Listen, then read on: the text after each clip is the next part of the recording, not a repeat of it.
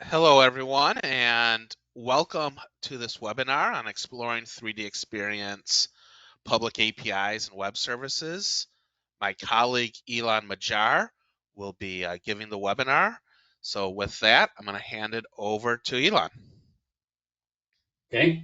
Hello, everyone. Do we want to maybe, Mark, give 1 more minute? I'll wait 1 minute before everyone joins, and then I'll kick it off.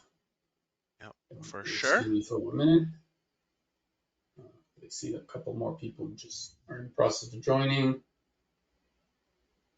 and we can start off.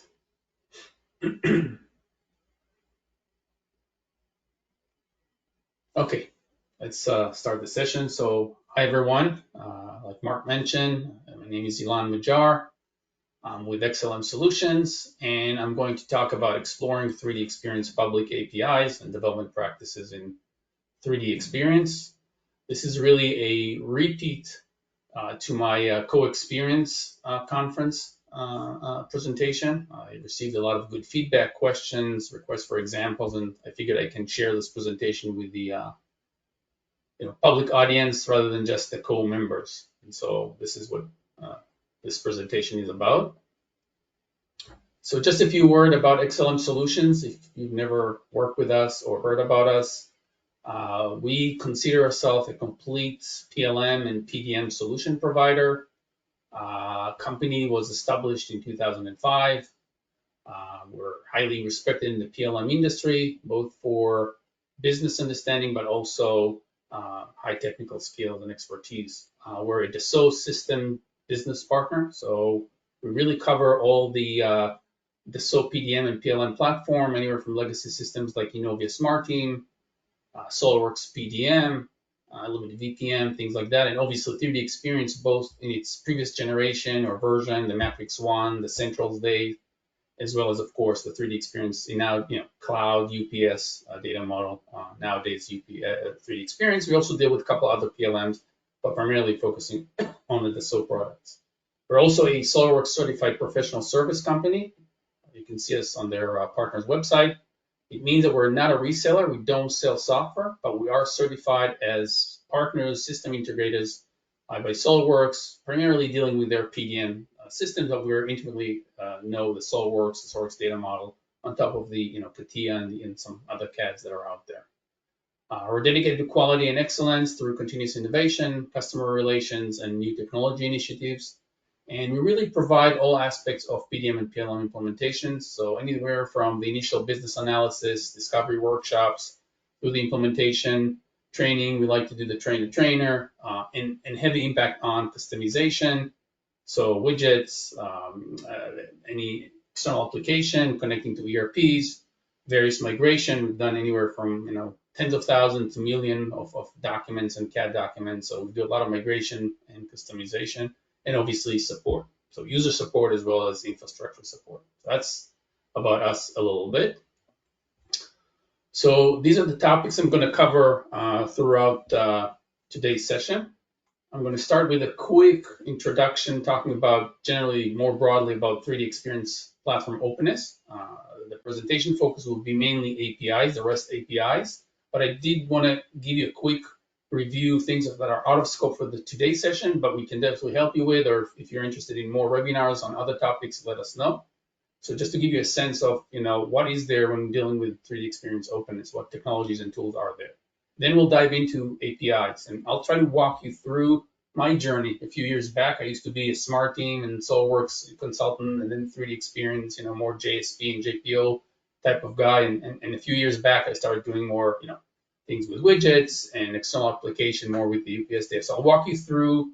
I'll give you some, where can you find the material? How is it structured so you can make the most out of the training, the documentation, some tips, how to generate code faster, definitely some time savers throughout the documentation, some other tools and IDEs and recommendations that I have. And we'll conclude with an example using Postman, and we'll talk about a tool that is used to often, unit testing API. So I'll show you some example. I can share part of those examples as well after the session.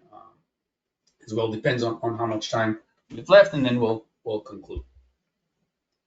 Really, whether you are an existing more like Matrix One or Centrals type of, Innovia 3D Experience developer, JSP, JPOs, and you're looking to understand what's out there today with REST APIs, or if you're a web developer but you're not familiar with 3D Experience roles and you want to see where are the resources, the endpoints, and whatnot, and what's available, or if you're an IT manager or engineering service manager, and I'm just going to get some more real estate, I'm going to turn off my camera. If you're just an IT or engineering service manager, you want to see, what's out there with the APIs. I think you'll benefit from sitting on this webinar today. Okay. So obviously, what are the high-level technologies, tools that we have in 3D Experience? I may have not covered everything, but the key ones that are out there. Again, today's focus is the APIs, so the rest of the presentation will be about the APIs, but there's other things out there. So it's obviously there's REST APIs.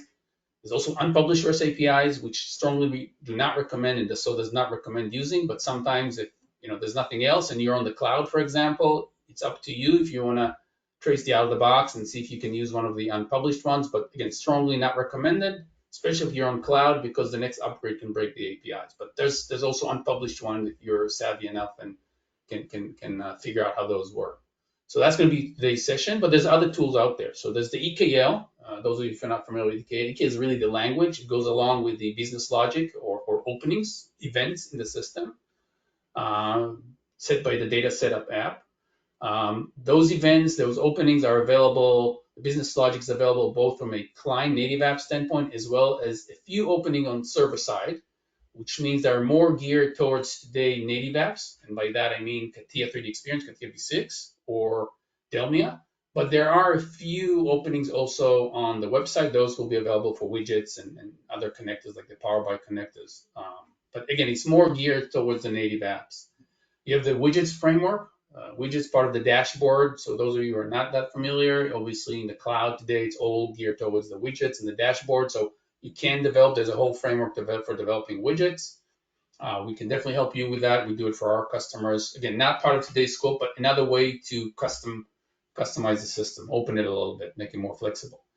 EAF is another interesting technology. Enterprise Integration Framework requires its own licenses and roles, but it's really geared towards a subscription mechanism, listening to messages based on events in the system, an item, physical product is being released or change state, and then there's going to be a publisher and a subscriber mechanism, and then you can run your own listener and do certain things in the operation. I'm not going to cover this today, although I am going to touch about it a little bit because some of the documentation talks about EAF. The APIs can be used also in the context of EAF, which again, not a part of today's scope. That could be another webinar. Same APIs exactly, same documentation, just called from within the EAF framework. Okay, so I will touch upon it a little bit, but that's not part of today's session. The EAF framework can be used to import data into the system, can also be used often to integrate with enterprise systems like ERP and other various cases. And if you need more help, training, suggestion, helps implement it, let us know. And then there's various migration tools, right? Get data into the system is part of its openness. EAF is one of those technologies if you want to have some more flexibility and control the imports, but there's other built more sort of self-contained sustained tools, complete tools by Dassault. Migration Assist was introduced last year. So if you are a SolidWorks user, whether you're coming from a Innovia Smart Team background, SolidWorks PDM, network drives, this tool will help you upload, including SolidWorks data into the platform, including full history, etc. There's the public REST APIs. We'll talk about it through today's presentation. The EDAT, which is tools/methodology, is used for on-prem only, migrating legacy customers from either Innovia Smart Team, SolidWorks PDM, the old Centrals data model into the new UPS data model, as well as, I believe, some network drives, some cases. Though I've never used it, I've always used it for what you see here, Smart Team, PDM, or Designer Central. XPDM is an import tool, XML-based schema by Dassault. Allows you to import data into the UPS data model. For CATIA, you can also convert it to CATIA V6 in the process. It's also used by EDAT, but it's another tool that if you know that schema, you can make use of. The XCAD connectors themselves, obviously CAD and whatnot, SolidWorks, DB5, those allow you to save data from your desktop into the platform. There's the native apps as well, CATIA V6 and Delmia, and those have also 3D XML-based export-import tools. So if you want to share with your, your OEM, you want to share with your vendor and things like that. So there's various tools within those native apps to export, import data. So I just wanted to give you a highlight of what's out there. Probably not cover everything, but there's a lot to support openness. And the rest of this presentation will be about the APIs. But if you need any help, questions, or anything, you need another webinars on any of the other topics, we'll be more than happy to do that as well. So let's start with the API. And like I said earlier, I really want to walk you through some of my challenges. When I had to first start using the APIs, I had to walk through the documentation, generate my first few code samples and snippets, and some of the challenges I face, whether it's you're completely new to the APIs within 3DEXPERIENCE or you are new to a specific resource library within those. So quickly to walk you through some of the way the documentation is structured and how it can help you generate some code faster. How do I get to the documentation? If you've never been there, you log into the website. What I'll do, I'll go through a few slides and then show you everything live, okay? So it becomes a lot more realistic. You go to the support menu, documentation, developer guide, and then you have the option to either select the cloud-based documentation of the REST APIs or the on-prem. The rule of thumb is that any role that is shared between them, it's the same documentation, same APIs exactly. Obviously, roles that are cloud-specific will only show up in the cloud developer guide, okay? Now, once you log in, there's various root level libraries. The one you want to focus on, I know the images are a little bit small, but the one that is highlighted and I can provide, will provide the recording and can provide the slides if you need, is the web services and events, the one I highlight here in red. That's where all the resources libraries are available, okay? And you can see there's a list of names. If it's too small, most of them are very intuitive, right? So 3D Swim deals with API to create wikis, posts, and upload images and whatnot, right? 3D Drive, if you use the cloud, get files and folder info. 3D Dashboard, if you want to automate importing dashboards. And obviously 3D Space, in my view, is the most important. If you're looking for any quote unquote PLM data, physical products, change, classification, structures, bombs, CAD, that's all under the 3D Space resource. So those are very self-explanatory because they follow the same services by Dassault. But then there's some other ones that are specific role driven, like sourcing and whatnot. I don't know why Dassault decided to split the documentation this way. Probably different R&D groups, but it doesn't really matter. Okay, so you want to focus on where the web services are, and then each main library will have a subset of specific resource libraries. Okay, now what's very important, and I'll show you this slide in a second. There's two types of documentation. This is part of my confusion. There is the 3D Space library, a resource library, which again deals with all the PLM stuff, and the FCS, the one that's called distributed file store, are documented in one way. All the other libraries like passports, dashboard, swing are documented in a different way. And I'll walk you through so it will make some sense because it confused me a lot when I started working with the documentation. But there's also some cool tricks to make the code generation faster that I want to show you. So some tricks to teach you. So we'll start with the first type of documentation, which is again the 3D Space. So under the web services, I expanded the 3D Space. Again, the PLM, in my terminology, the PLM-like resources, and I even expanded the one that deals with engineering here in my example, which basically deals with physical products, BOM instances, things like that. Okay. So the way this type of documentation is the format is the following. The first bulletin, you'll normally see 2 to 4 bullets here, okay, bullet points. The first one is always that's consistent about the theory, the know-how, the concept, so you have the terminology, and then you have an example. And each item here in the example, I'll show you this slide in a minute, correlates to something in the API schema. So it's really important that you go through this the first time. Once you get familiar with the library, you probably won't come back to this place anymore. But if this is a new library, you've never used engineering APIs, make sure you spend time reading this. So first bulletin across all the libraries, whether it's engineering, drawing, document, will be your data model, explaining the concepts, terms, and whatnot. Second bulletin may or may not appear in all libraries. In the case of engineering events are supported by the EAF. Remember, I mentioned the Enterprise Integration Framework. So the second bulletin is only relevant if you're working in the if you have the licenses for the EAF framework. Okay, otherwise you can ignore it, but you can see it basically tells you what's the schema and the response when you listen to a certain event, such as create item or change state. What are the schema? What's going to be, that you're going to get received as part of when you subscribe to the message. Okay, so if you're developing a widget or if you're developing an external application that integrates into the platform, you can skip those EAF. If you see any of the EAF related, basically about events, skip that because that's EAF specific. Okay.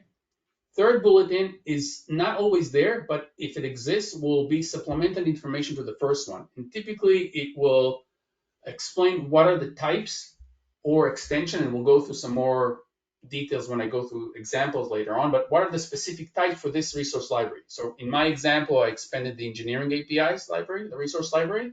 Obviously, we're dealing with VPM reference, which is the backend name for the physical product or engineering item, and VPM instance, which is the back name for instance if you're coming from BOM or CATIA. Okay, so it's just some additional information. You won't not always will be there. Again, the second and third bullet points may not always be there for all libraries, but the first one is always the about, and the last one, which is not last but not least the most important, once you learn the theory, you have the last bullet point, which is always this blue book. That's where your actual API, the HTTP code, their actual endpoints are documented. Okay, so this is where you're going to have the whatever the URL parameters, the headers, the body scheme, if there's any payload, what's the response looking like, the type of errors, things like that. So once you learn the theory, you're probably going to live in this area for each one of the libraries moving forward as you go through the development. Okay, these are your actual endpoints, all right, the actual APIs. And notice I mentioned at the top that Swagger and OpenAPIs are used for documenting the 3D space and the FCS libraries. Okay, and why is it important? I'll show you some tricks that you can make use of later on. But let's first talk about what's OpenAPI and what's Swagger. I'm actually going to start with the second bulletin. Okay, so OpenAPI is basically a specification to define RESTful APIs. It's not a Dassault specification; it's a specification out there, and the R&D group, I guess Innovia, who developed the 3D space, use this spec. So essentially, it's writing a spec in a YAML or JSON format, so two people can understand what the API is doing without writing any code, without actually writing the HTTP and whatever Java code or JavaScript code, right? And Swagger is a tool, again, open source tool that Dassault is using, like many other software companies, to document, generate automatically those pretty, see the different colors based on command, post, delete, get. So the pretty documentation generation. But another very important thing, and I'm going to show you this slide, is Swagger can do also code generation in various languages. So if you don't want to start from scratch writing a lot of code, it can save you a lot of time. It did for me by generating some of the code. So Dassault actually provides the schema. I'll show you this, and you can use it in Swagger and create your own code gen to start your code off. So you don't have to start from scratch. Okay, that's saved me a lot of time. So I wanted to teach you as well. Okay, so let me quickly show you that. Go over this live. You can just find. Okay, so first, how do I get to the documentation? I log in to the 3ds.com. I go to the support site, documentation. Again, select the developer guide and get started. Remember, I have two options, cloud or at the bottom, the on-prem. For today's session, I'm going to use the cloud version. Okay. I need to log in again, I guess. It's fine. Okay, now that I logged in, the area I want to focus on, like I said in the slide, is the web services events. And here you can see the various libraries. Some are very self-explanatory, API that deals with Drive, Swim, Dashboard, etc. 3D Space, for example, is what I call the PLM library, right? You can see what type of resource libraries you have under 3D Space.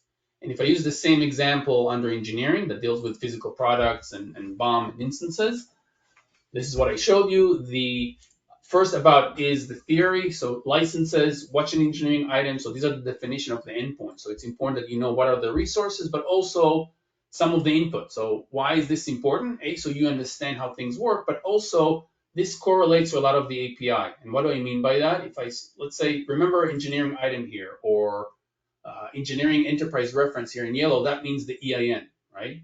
This correlates, if I go to the last bullet, which is where the blue book always, where the actual HTTP commands are, and let's say I want to go to the creation of engineering items. So first I know, okay, engineering item is my physical product, and I'm going to go to the creating my example, right? And then it just tells you about the headers, the URL parameter, if there's any body. And notice that in this case, there's a payload. It gives you both an example and a schema. So you can look at the schema and expand it. I have an array of children and blah, blah, blah. Or you can also look at the example. But notice that some of the example talk about VPM reference here in the type. He talks about things like enterprise reference in the schema, enterprise attributes. All these, if I go back to that first bulletin, is described here. What's an engineering item? An example for enterprise reference, an example for the item, enterprise attributes, which is what you create in the platform, in the platform management, where you create the attributes and things like that. If it's instances, again, it gives you the example. So it's built in a way that you can kind of, in most cases, the data correlates. Okay. Second bulletin, like I said, these are the EIN, the listening, the events. What will be the output if I subscribe to certain events? Ignore it if you're dealing with either widget development or third-party application that you're developing. You can ignore this section. That's EIF. We can have a separate webinar on it. And then the third point, per this specific engineering library, it tells you what are the types or extensions that are being basically the APIs can author. Okay, VPM reference. If you're from the cloud and you don't know the backend, you don't have MQL, and you can't kind of traverse engineer, this is really your backend name for the type of the physical product, and in VPM instance is your instance, okay, from a user standpoint. And like I showed you before, the last, probably most important, once you get the theory, you'll always live here. If you look for a new API, it'll be here. This is the actual documentation by Swagger. Where do I find things? How do I do things? Okay. Now, the nice thing about it, if you look at the top, it says OAS3. It means that it was developed, again, the 3D space library, the one here on top, and the FCS one were developed using the OpenAPI version 3. If I scroll all the way down, this goes back to code generation. You see, just Dassault provides for each resource library, in this case, the engineering, it provides the actual API spec in a JSON format. So if I do a control A here and I copy this guy, and I'll show you a quick trick here, and I go to Swagger, which is an open source. Right? For those of you, if you're familiar with Swagger, you might know this already. If not, I recommend using it. Let me delete what I had there before, and let me paste what came from Dassault. Okay, I'm going to paste it as JSON, not as YAML. So two things happens. First, you can see you're getting the documentation, the pretty documentation. This is a proof that Dassault R&D use Swagger. Okay, many companies do, not surprising. What's nice about it is, if you as a web developer, web client developer, if you want to start from scratch, there's a lot of like overhead framework work to start writing those APIs based off of the specification. Again, what I just showed you, that if I want to create an item, like we've just looked at, there's various things that are required, right? Header, URL parameter, there's body, message and optional thing, and so on and so forth. It takes time, right? So the nice thing with Swagger, look at the generate client menu here. You can go here, and depends on the language you're using. I used C# a few years back for some SolidWorks and Solid Edge direct add-ins to supplement the connectors, right? So C#, if you develop widgets, you'll need some JavaScript, Java for other external application, whatever, Python, we do some Kotlin too. Again, it will generate the client code for the schema, however, based on the spec. However, it's not 100%. I can tell that with C# when I did years ago, it was maybe 50% baked because of the way the spec the spec. Okay, if you use Java or JavaScript, it's going to be a lot better. But again, it's not a complete framework, but it will get you going and will save you time. So remember this. You can use this to generate some code. Okay. All right, let's go back to the presentation. And by the way, I will leave like 5 minutes or so at the end for questions, so please don't hesitate to ask, and we'll address the question at the end of the session. Okay, so let's go back to the presentation. We talked about the first type of documentation. How can you make use of it with Swagger and OpenAPI for the 3D space folder and for the FCS? Okay. The other type of documentation, and here in my example, I know it's a little bit small, I'm showing you the 3D passport, is a lot more textual. You can see that I have a bunch of question marks, light bulbs, more like wiki type. There's no OpenAPI spec. It's very much textual. Okay, it's very good. Okay, but it's you have to write the code from scratch. You have to understand the theory. and write the code. What's consistent with the other documentation is, again, the actual APIs and the commands will always be the last bullet point with that blue book icon. I don't know if you can see it clearly here, but I'll show you the slide, okay? And the rest, everything on top is, again, theory, concept, which I always recommend reading if you need to use those, APIs, resource libraries, okay? And again, just to show you what I mean by that real quick, if you're not familiar, so if I go back to the documentation, I'm going to collapse the 3D space and let me pick, let's say, 3D Passport, which we'll talk about in detail. I'm going to show you an example of how to authenticate to the platform for an external application using the API soon. You can see the last bulletin is the specific API. It's broken down, but let's say all the cast, we'll talk about all this in a little more detail in a couple of slides, but it's very textual. It's not colorful, but you still get, I have a get API, it's a login, it takes one URL parameter called action with this value, blah, blah, blah, and the return is a JSON format with a login ticket, okay? And an example. Straightforward. Not everything is straightforward, but it's for the most part, it's good documentation, but you have to write the code, okay? I'll show you a trick for that. If you want to generate code for 3D Passport, you can use Postman, and we'll get to that when we get to the example later on.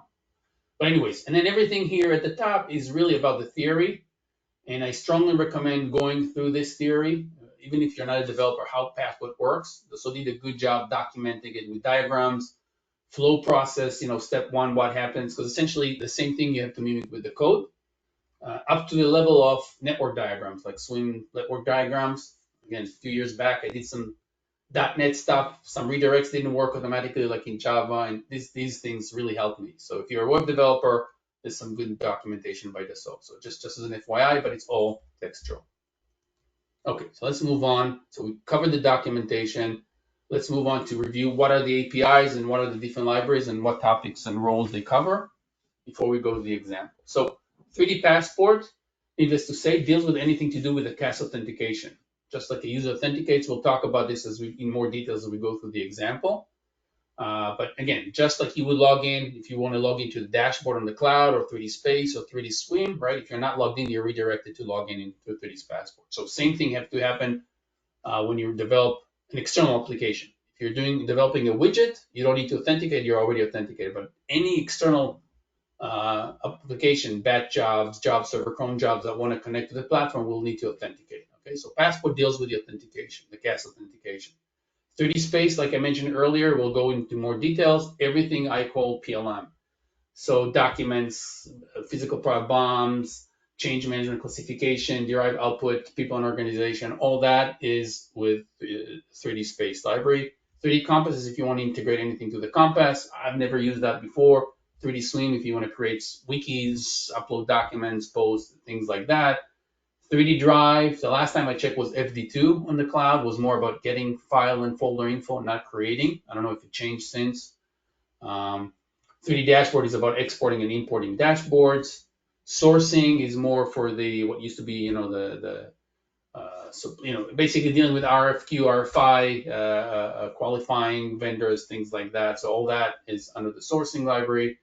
Distributed file store is the FCS. FCS goes along in conjunction with other libraries. So let's say in 3D Space, I create a document. If I actually want to upload the files, I have to go through some FCS APIs. If I create a wiki through the 3D Swim resources and I want to load an image to the wiki, I have to go through FCS to actually get the ticket and upload the files. So 3D Swim, resources from FCS goes along with various, APIs from other resources. Okay, and then there's other libraries. I'm not an expert, but I think these are the ones that most developers will probably start working with.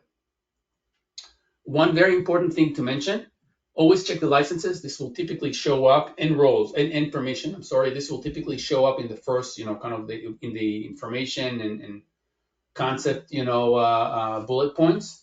Why is this important? You as a developer, if you have the right roles and permission, the right security context, the code might work perfectly. But if you deploy it and the user does not have the necessary roles, so if I create, let's say, a physical product, an engineering item, and the user doesn't have the Zen, the product release engineer, or PAU, the product architect, the code won't work for him. It will get whatever 403 forbidden or something, or 500 error. Forgot what it is, right? And same goes for permission. You might have the roles, but if you're trying to access data, you don't have the necessary security context, the code will again, you won't get the results, right? So when you develop, make sure you run your unit tests using the roles and permissions. The APIs, it's not like the old Java days where you could, let's say, in MQL or Java do, let's say, trigger off or log in, push context, things like that from the Java days. The APIs adhere to your roles and permissions. Okay, just remember that because I learned it the hard way when I was doing development, not realizing one of the customers was testing without licenses, and we couldn't figure out why it was getting certain errors. Okay, so we went through the libraries. We talked about the key library resources. Now let's dive into the two that I find more important, which are Passport and 3D Space, and I'll also show you the example. Again, 3D Passport is required for every integrated application that is connecting from outside of the platform. Again, if you're in a widget, you're already logged in.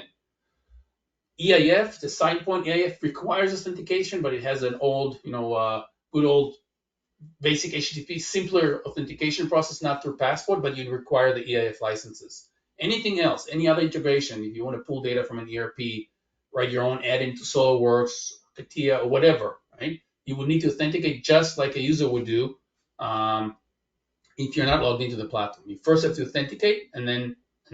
So I wanted to give you a kind of a cheat sheet. I strongly recommend that you do go over those pages that I went over in Passport and read the documentation. It's really good, very detailed, but it's worthwhile, okay? But if you want to kind of have a cheat sheet and know what to do, and I'll show you this in the example, and I can share that piece in Postman.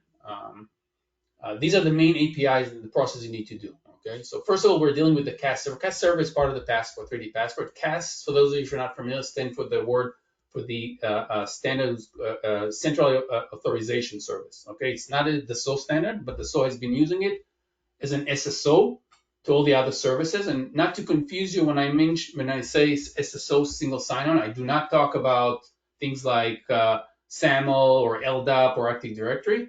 I refer to the 3D Passport within the platform, the architecture. The Passport itself is the SSO essentially to all the other services, Swim, Dashboard, 3D Space, etc. Right? So Dassault used the CAS to basically develop this authentication.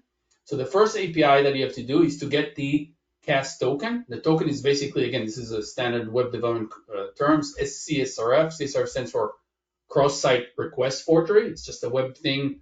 It's a security thing. Think about it this way: if you're not web developer, essentially prevent hackers and people from exploiting the communication, basically not allowing a hacker to replay your authentication, for example, right? So just take it as a given. It's a part of the security, part of the protocol implementation. So the first thing you need to do is to get the CAS login, okay? The API is from the Passport resource library. That's why you see the password URL here. And the API is login. That's the name of the endpoint. It takes one URL parameter called action, and the value has to be get authorization parameter. And in return, you get a JSON. Again, I'm not showing you everything here. There's some stuff you'll have to add as you go through the documentation. It will be in the example, but there could be cookies. There's information that comes back, obviously, in a JSON format. The login ticket comes back in JSON format from the server, okay? Once you obtain that login ticket, you can move on to the second API, which is, again, from the Passport URL, from the Passport resources. Again, and this API will both authenticate you, realize the authentication, the login, but also redirect you to whatever service you want to work with. So in my example here, I'm logging in and I'm redirecting the service. It takes as a parameter, as a URL parameter, the 3D Space URL. But if you wanted to write some code to create wikis, you'll have the 3D Swim. And if you want to import dashboards, you'll redirect to the 3D dashboard, okay? Kind of like what happens with the user through the UI. Now, obviously, there's a body here. We'll see this in the example. So that takes in the body, there's two headers, for the username and password, and some more things and some cookies that you have to maintain that come from the first API. But these two first bullet points are coming from the Passport resources. One is to get the ticket. The other one is to actually authenticate and redirect. And those essentially, when you're done with those, you are authenticated. Okay, you're done with Passport, and you can start working with whatever service you want to work. In my example, it's 3D Space. Now, there's one more step you have to do before you can actually start using with the APIs for the specific service. Again, in my case, 3D Space, and which is getting the token of the specific service. So for example, I'm dealing with 3D Space as a service.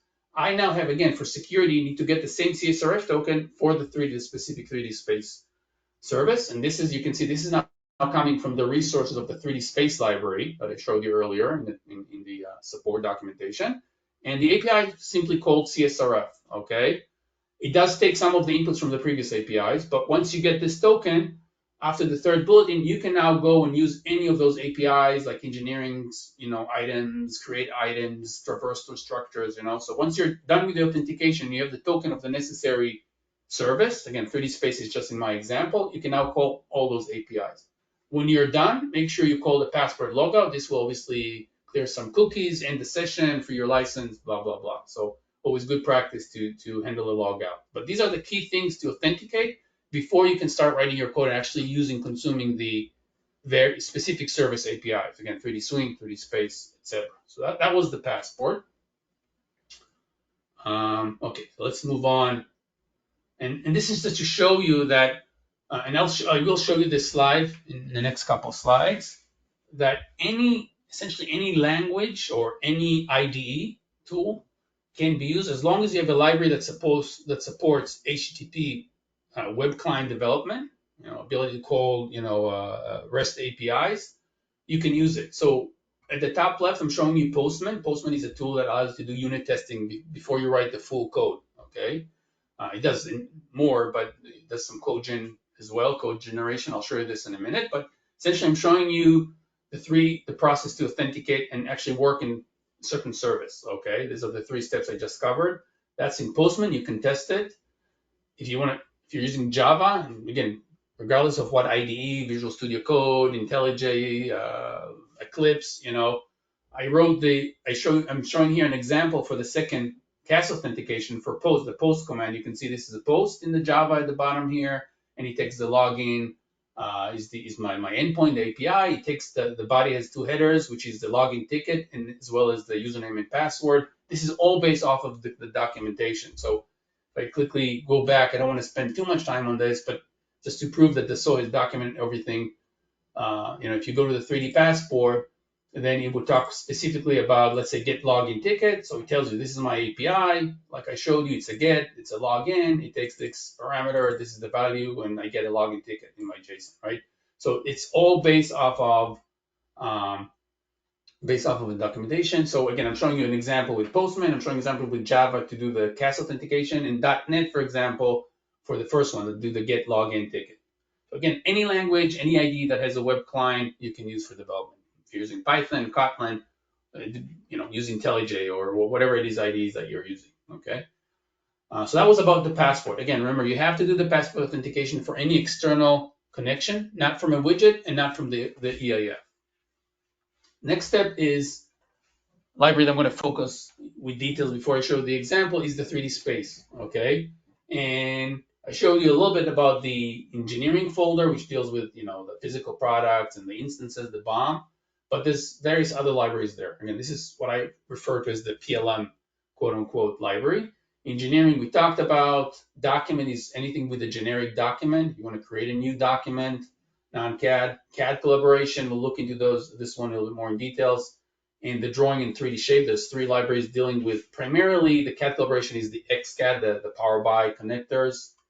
Manufacturing is the Delmia manufacturing item roles. So roles that have to do with creating a manufacturing item, manufacturing equivalent item, scope link, implementation link, things like that will be available in this library. Project management is the project management related role. Routes, create routes, templates. IP classification will allow you to classify items.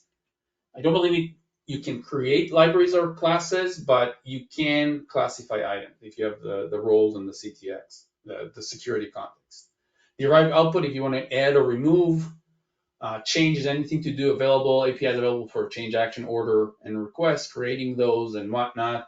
People in organization, again, creating collab spaces or getting information organization. You cannot create a person. Obviously, that has to go through Passport, but you can retrieve person information. Okay, depends on roles and whatnot. Obviously, not everything you can do as an UI is available through APIs, but Dassault in the past, I want to say 3-4 years, have significantly, in my view, increase the amount of endpoints in the various resource libraries. So in the amount of APIs. So it keeps growing. Okay. Okay. So now let's look a little bit more in detail some of the 3D space libraries and some important points to make. Okay. And these are issues that I had. I remember the first time I had to use the material. So if you notice, when I went over the example earlier of the engineering items, the API documentation, the endpoints, they talk about the terminology was engineering item or engineering instance if it's an instance, okay? Especially for those of you who are coming from the cloud, and again, don't have MQL on-premise to reverse engineer types and names. It's a little bit confusing in the documentation because the APIs, the resources talk about engineering item, engineering instance, reference, and attribute, right? And same goes for that first bullet point with the data model that explains the data model. But when you deal with your end user, who is a user, they know about physical products and instances, right? So when they come with requirements, they say, hey, I need a physical product and this behavior, and I would need to create an instance and a BOM, et cetera, with a quantity, et cetera, et cetera. But if you remember some of the payloads, some of the examples I showed you in the documentation mentioned the type VPM reference in the payload, in the JSON schema, in the payload of the API. So now, again, especially if you're on the cloud and you can't see VPM reference in the back, and VPM reference is essentially, for those of you who are not familiar, is the internal name, type name of the physical product. So I just wanted to make a mapping for you guys so you know engineering item essentially deals with physical product, which in the back end is VPM reference. So when you deal with payloads or response schema in the body of the response, you might see a type. In this case, will be either VPM reference for the physical product or VPM instance for the parent child for the instance link. They're all the same. I just wanted to make that mapping because nowhere in the documentation you have this mapping. Engineering reference is your EIN, your enterprise item number. It will be a part of the payload schema or the response that you get from the server if you create an item that has an EIN.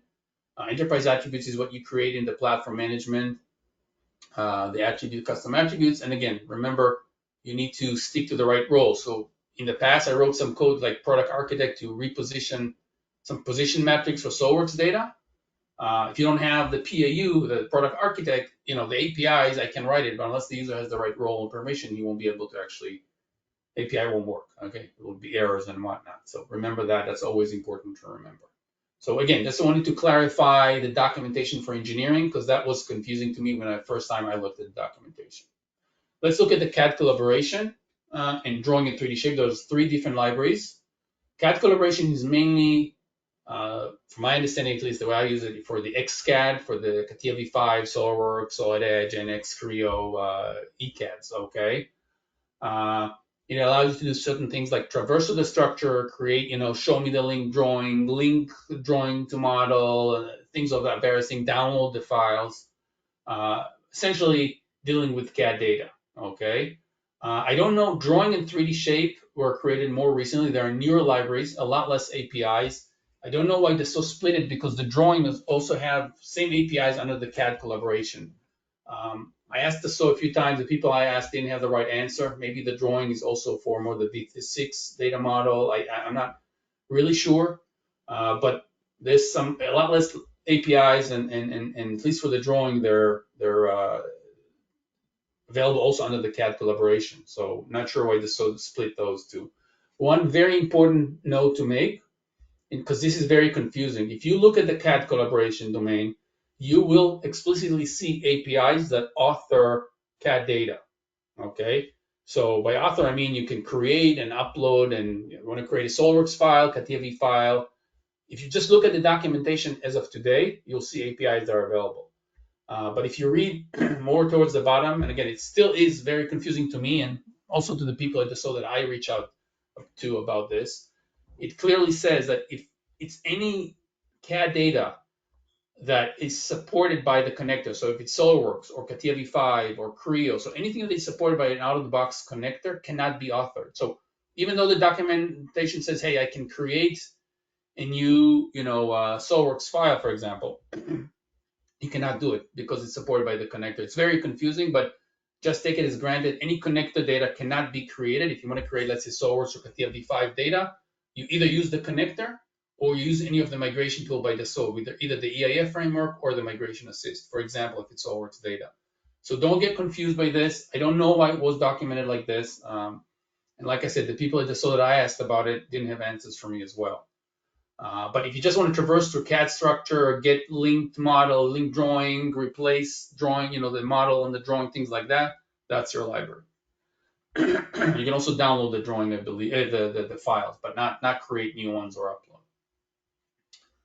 Okay, so this is kind of a Postman. This is Postman, to reiterate, those of you who are not familiar with it, I strongly recommend that you use it because it's a tool that not only will help you with some code generation, like I'm going to show you in a minute.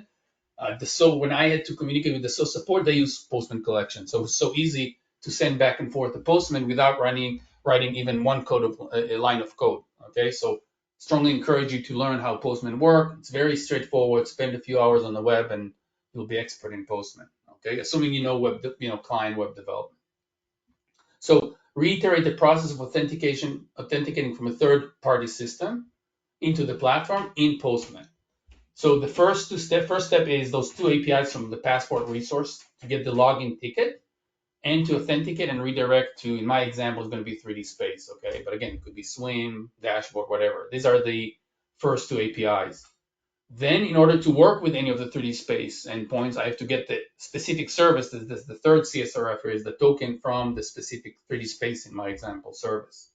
Once I obtain this service, and again, I have cookies and things that goes from, I'll show you this in a minute, from one API to the other, I can then start testing whatever API I want to do, get CAD data, search for data. These are various APIs that are under the 3D Space library, the ones that I just covered, engineering library or CAD library or document, the various ones. Once I authenticated and I got the 3D Space service token, I can then start calling all those APIs, okay? And that's an example in Postman, okay?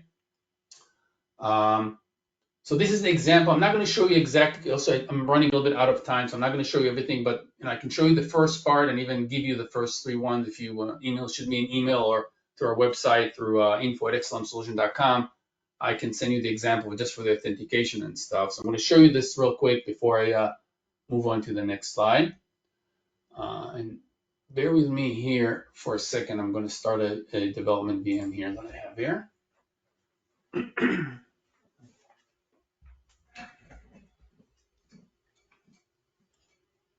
Again, this is all based on basically mimicking, without writing any code, the documentation. So again, first to authenticate, this is all based on the documentation, just a lot faster to do in Postman. I'm going to call this passport resource. Login is my API. Action is my URL parameter and takes this value. And you can see the action here.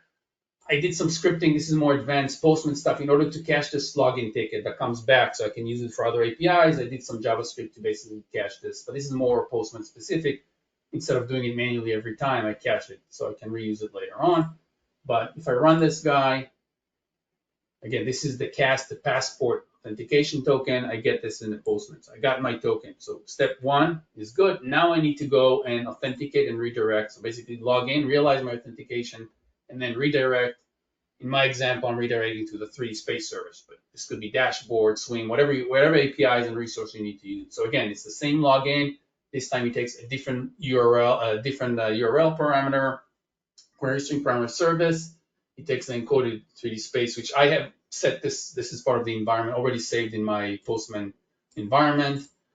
It has a body, so notice that in this case, I passed the username and password, again, based off of the documentation, as well as the ticket, which I got from the previous API. So I passed the CAS token, the CAS ticket, along with the user and password. Again, some scripting. This is just to automate things, make things like you do it manually. It's just easier when I run those tests. I click send. And really not much information here, unless I'm not going to go through the details, but you get the response and you can tell if it's correct or not. And then the last step, before I can use any of my 3D Space APIs, is again, to get this time getting the token from the 3D Space URL. So it's a resource of the 3D Space. I'm calling the API is just CSRF. Okay, it doesn't take any specific parameter. I don't think it has any. All the headers are default things. So default, settings like JSON. And again, there's some scripting here. I'm caching the token, so I won't have to manually type it in every time. Just again, some Postman tricks. Again, I run this guy, and at this point, I'm going to get again a JSON response. This is my 3D space. In my example, I'm going to write 3D space APIs. So this is my 3D space service token. Now I can go and call various other APIs. I'm not going to do it right now, but let's say I want to search for a document by title. This is going to be part of under the 3D space library, there's a document resource with various APIs for document non-CAD documents. So here you can see it's a 3D space resource API. It takes a various URL parameter. Search str is the one that describes the actual search. So if I can actually show you that if I encrypt this guy, decrypt it so you can see decoded, you can see I'm searching for anything with title spec API that has title spec requirement 2 and is revision A. Okay, this is the parameter describing the search. There's various other, again, I'm doing some scripting to cast some data, whatever is the return ID. So I wanted to type it again. I do some JavaScript, but this is, but long story short, you get the point. Now I can use all those APIs to run search, loop through documents and whatnot. Now, one very important thing, why do I like, if you're new to this, you don't want to start writing code from scratch. Again, kind of like what I showed you with Swagger before, Postman can also generate code. So if I go here and let's say I tested my API, it works correctly. Right now I'm showing you the login ticket, the initial passport login ticket. If you click on this item here, and those of you who are not familiar with Postman code, it will show you the code for the specific API I just wrote. Now, you can say I want it in JavaScript because I write a widget, or I want it in Java or C# or Python or PHP or whatever, right? So if you're writing a widget, you'll probably need a Java. No, if you're writing a widget, you won't do a passport authentication. So that's a bad example. But let's say you're writing a third-party Java tool that connects to the platform. So let's say we'll take the Java here, okay? It will generate the Java code for you, okay? Now, maybe this one is not very useful. It's a simple API. And notice, this is not a full code because you see that the cookie is hard-coded. So for those of you who are web developers, you obviously have to maintain the cookie container and pass, the cookies from one API to the other. But the rest of the API kind of shows the example using the specific Java or .NET or Python. So it's not as good as the Swagger, but it can definitely do some code generation and save you some time if it's a new library that you've never used before. Okay, so just wanted to show you that. That was the example. And you can reach out. I can give you the first 2-3 steps. Spend some time preparing a sample Postman if you're using Postman after the session. So application, I touched upon this, and we're running out of time. I'll go through this quickly. Anything, if you want to write your own widget, you can use the APIs while writing a widget. You don't need authentication. You just need the 3D space, swim, whatever the widget is doing, right? In that case, you don't need the password authentication, but you can use the APIs when you're writing a widget. That will normally be JavaScript. If you write any standalone application, so let's say if it's a Windows machine, an exe or .NET app or DLL in SolidWorks or Solid Edge, like I've done before, then or any job/batch application like a Chrome-like job, you would need to authenticate like I showed you using the password authentication and then any of the services, 3D Space, Swim, whatever you need to use APIs. So that's more the standalone/batch job application. You can obviously connect from other custom web application in your organization. And I haven't touched upon the EAF, the Enterprise Integration Framework. But when you use that framework, you can use the exact same APIs. You don't need the login, the passport login authentication. But let's say if you subscribe to an event, you listen to a message of object created. Now you get the idea of the object. Okay, now I want to download the file and do something with it, right? Those download API and get the idea of the object are the exact APIs from the 3D Space library. So long story short, EAF is out of scope for today, but within the EAF customization, if you need to customize data, again, the same APIs are called. There's other APIs that are EAF specific only, like Exchange APIs. I'm not going to touch about this right now, but again, you have to have the EAF roles for that, the licenses. And this is just an example in Java. So up until now, previously I showed you Java and .NET and Postman. This is, again, documentation on the left. In this case, it's a drawing part of the 3D Space resources, the drawing library. I want to get a drawing by its physical ID. So you can see drawing is the API, the endpoint takes a URL parameter with the ID, and the body has a header security context. So this is the JavaScript implementation. This is my drawing API. It's a get. It gets the physical ID here, drawing physical ID as part of the URL, and it passes as a header of the security context, right? So that would be a widget example. Maybe not perfect, but something quick that we put in place for this demo. Obviously, always focus on good general development type thing rules. From an IDE standpoint, any IDE that supports a web client, HTTP client development. So if you're Java, Visual Studio Code and IDE is our favorite, but I know there's a lot of people that use Eclipse. Visual Studio for .NET, JavaScript, there's various things. We use Visual Studio Code often, Python, Kotlin we use with ideas, really any client that can write APIs, client, web client, with REST API calls. Given TLS is a given, everything is SSL.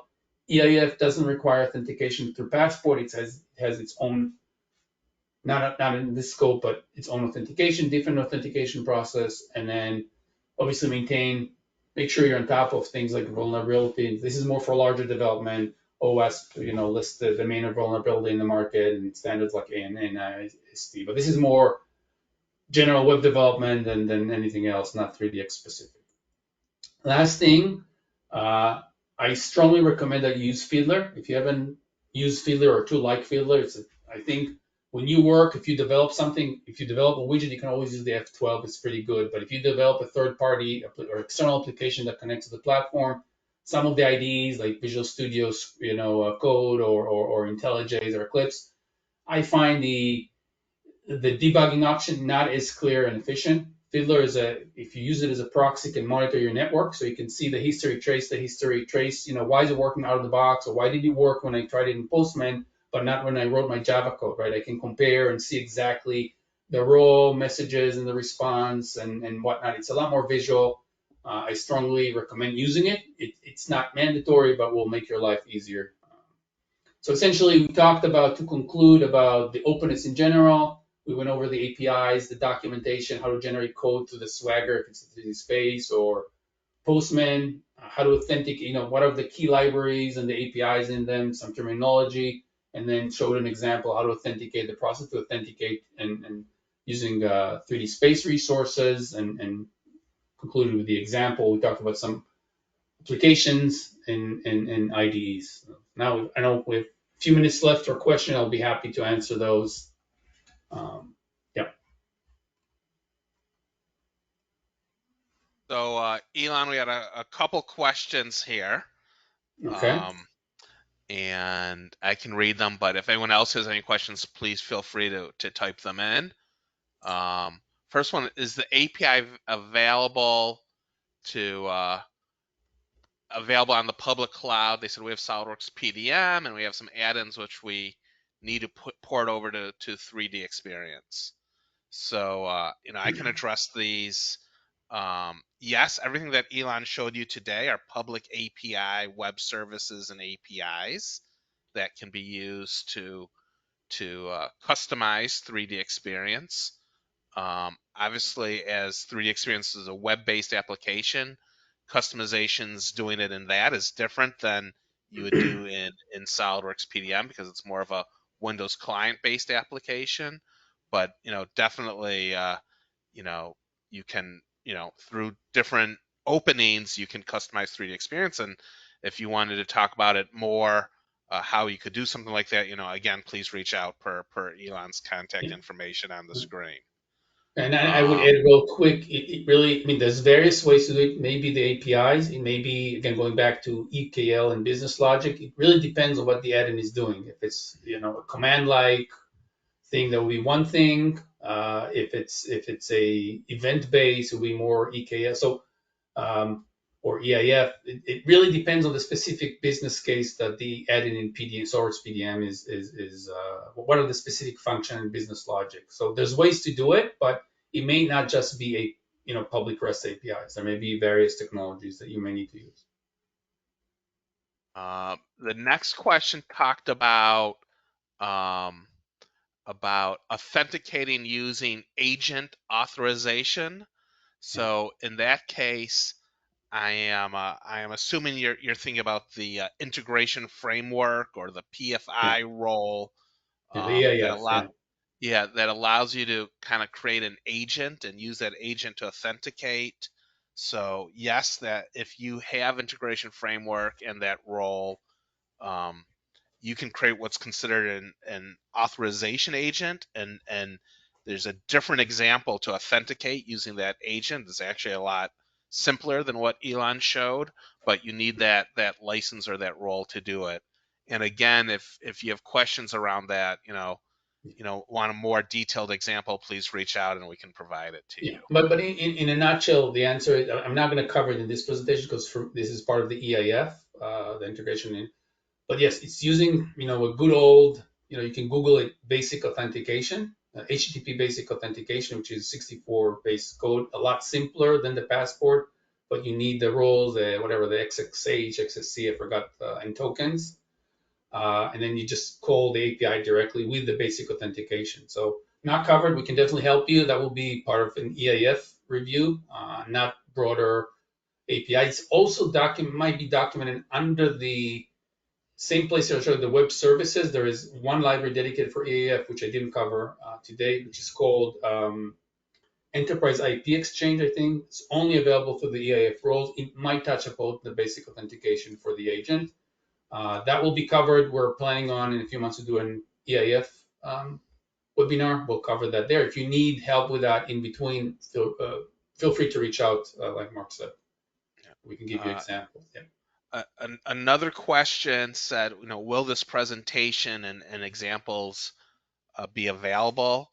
So yes, again, I'll repeat, but please reach out to Elon if you want this presentation or examples, and we can provide it directly to you. We'll also be posting this on our website for access as well, and through LinkedIn. Um, and then final question is, or if there's more coming, we'll stay on as long as possible. But the last question I see here is, can you use web services for data migration? Hmm. And the answer is again yes, you can do it. We've made use of web services a lot to load different data sets like documents, bill of materials, classification. You cannot use web services for loading CAD data like CATIA, SolidWorks, Inventor, etc. There's other tools out there to do it. For example, XPDM is a technology that Dassault provides to load CAD data. Um, so yes, web services can be used to do like batch loading of data outside of CAD, and if you need to load CAD, there's other tools. And again, we could take that offline if you want to talk about that in more detail. And it also varies between cloud and on-prem. So, but yeah, and the answer is yes, but there's more to it. So feel free to reach out and have more detailed discussion about the specific needs. But yeah, So that, unless anyone else has any other question, feel free to type them in or reach out to us directly. But thank you very much for attending this webinar. And there should be a short survey if you could fill out when it's over. But once again, thank you very much, and we look yeah, forward to having more webinars in the future. I will end it now. thanks everyone.